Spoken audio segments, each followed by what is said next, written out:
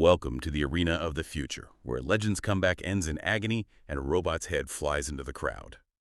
Tonight, we're breaking down a seismic shift in combat sports, from the crushing heartbreak of Conor McGregor at UFC 329 to the metallic, high-stakes debut of the world's first professional humanoid robot fighting league. In this episode, we tackle the 69-second disaster. We dive into the shocking return of Conor McGregor, whose 5-year hiatus ended in a devastating knee injury just seconds into his main event bout against Max Holloway.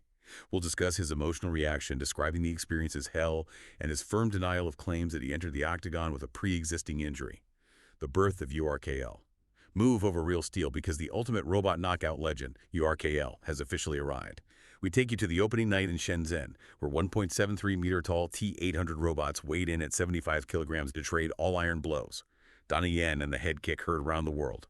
We analyze the presence of international action star Donnie Yen at the URKL debut and the moment that went viral. A robot named White Bear landing a spinning kick that literally decapitated its opponent, Matador. Flesh versus steel. Are robots actually more entertaining than MMA? We explore the unique rules of robot combat, where engineers get points for taunting and provocations, and why experts believe these violent clashes are the ultimate stress test for the future of embodied AI. Whether you're here for the human drama of the Octagon or the mechanical mayhem of the ring, this is the future of the fight. From the dojo to the Octagon, this is Budocast. You know, it really is just a massive clash of two totally different worlds, right? Yeah. I mean, on one hand, you've got the absolute peak of human performance just violently hitting its biological limits. Right, yeah. And then literally on the exact same weekend, you have these engineers on the other side of the planet basically trying to build machines that bypass those exact limits. The contrast is just, it's honestly staggering. Oh, it's wild. And, well, okay, let's unpack this by starting with the human side, because we need to look at July 11th, 2026, the T-Mobile Arena in Vegas. Yeah. If you were watching, I mean, you felt the electricity. Conor McGregor is making this highly anticipated return after a huge 5-year hiatus. The redemption arc is, writing itself. Totally. And then, boom, 69 seconds into the very first round against Max Holloway, his knee just shatters. Well, the human suspension system completely fails. It was honestly so hard to watch just a few seconds in, and you could see the structural failure happen in real time. Yeah. Mike Beltran, the ref, he just waved it off almost immediately. 5 years of waiting, just gone in a minute. Gone. Unbelievable. And it really forces you to look at the mechanical reality of flesh and blood. Like Dana White said at the press conference, a 5-year layoff is just brutal on the body's connective tissue. He suspected a blown ACL right away. Right, but let me just pause you there, because usually when we hear layoff, we just think, oh, the athlete is rusty, Yeah. like their timing is off. Sure. But Dana seemed to be saying something deeper, that the physical materials of the body actually degrade if they aren't taking that daily friction. Is that really how ligaments work? It is actually, Okay. yeah. Biological tissues, they need very specific, constant loads to keep their density. Wow. So if you pull an elite fighter out of that super violent kinetic chain of MMA for 5 years, their ligaments adapt to a much lower stress threshold. Ah, I see. So when you suddenly ask that ACL to take the rotational torque of a pro strike, it just snaps. The tissue can't handle it. And of course, the internet instantly decides he must have walked in injured. But McGregor was furious about that on social media. Right. He was shutting that down hard. Yeah, he posted that he was throwing kicks all camp, feeling calm and ready. But the quote that really stuck with me, and the one that ties perfectly into our deep dive today, was when he said, on X, "My head gasket is gone, destroyed." Yeah, using car parts to describe his own knee. Exactly. It's like a finely tuned vintage sports car, right? You detail the paint, it looks terrifying on the starting line, but the chassis has been sitting in a garage for 5 years. You slam the gas, try to take a tight turn at top speed, and the suspension just violently gives out. That's a perfect analogy. And the emotional side of that failure was just, well, it was heavy.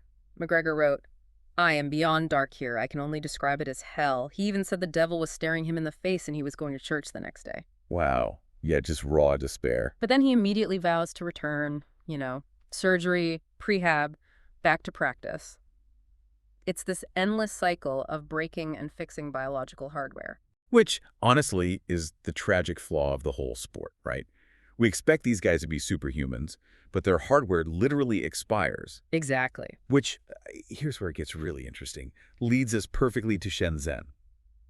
Because What happens when you just get rid of the biology entirely? Right. You build a fighter out of aerospace-grade magnesium alloy. Move over real steel. The ultimate robot knockout legend, URKL, is officially here. Yeah, and this was not some small indie project. No. I mean, I thought it was just going to be guys in a parking lot with remote controls. But this had 32 top teams from 11 countries fighting for a 10 million prize pool. Massive scale. And the hardware, the T-800 robots, they're about 1.73 meters tall, so like 5'8". Okay. And they weigh 75 kilos. So you're basically looking at mechanical welterweights. Right. But built with magnesium, boasting a peak torque of 450 newton meters. Which sounds crazy, but what does that actually feel like in a punch? Well, think about a standard compact car. The engine puts out maybe 200 to 250 newton meters. Wait, seriously? Yeah. These robots are generating almost double that rotational force inside their joy motors. When a T-800 throws a hook, the kinetic energy is just unbelievable. Okay, that is terrifying. But the way they manage that power is super interesting. They only have 29 degrees of freedom. Wait, 29. That actually sounds kind of low. Because humans have, what, hundreds of joints? Are these things just super stiff? That's a great question, actually. Yes, humans have hundreds of joints, which gives us amazing fluidity. But in robotics, 200 joints means 200 ways the machine can break. Oh, that makes sense. Yeah, and it takes insane computational power. So by limiting it to 29 joints, like the hips, knees, shoulders, the engineers force the robot to be super efficient with its balance and strikes. Wow, okay, so it's stripped down to just the brutal basics. Yeah. And the endurance. Dana White was worried about McGregor gassing out, but these robots have a 2-hour battery life under heavy combat loads. And that's just the standard battery. If they use solid-state batteries, it jumps up to 4 hours of non-stop high-torque fighting. Okay, I hear solid-state battery all the time in tech news. Why does that magically double the fight time? So regular lithium-ion batteries, like in your phone, use a liquid to move energy. Under heavy strain, like throwing a bunch of 450 newton-meter punches, that liquid gets crazy hot. Right, and the battery drains super fast or catches fire. Exactly. Solid state uses a solid material instead. It runs way cooler, packs more energy into the same space, and they even have active air cooling, literally fans blowing through their joints instead of sweating. So they basically don't get tired. Ever. Pretty much. Well, I need to play devil's advocate here because Reddit was roasting this at first. I saw a comment calling it Temu Real Steel.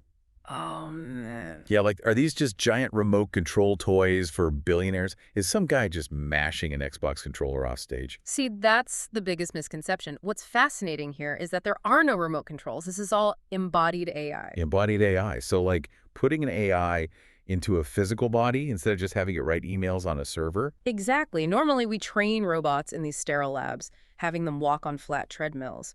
But the real world is messy. It has gravity, friction, sudden impacts. So they use a fight club to test the physics. Yeah. A combat arena forces the AI to process massive physical trauma and balance loss in milliseconds. It has to recalculate its torque just to stay standing while another machine tries to sweep its legs. Okay, before we dive deeper, shout out of our sponsors.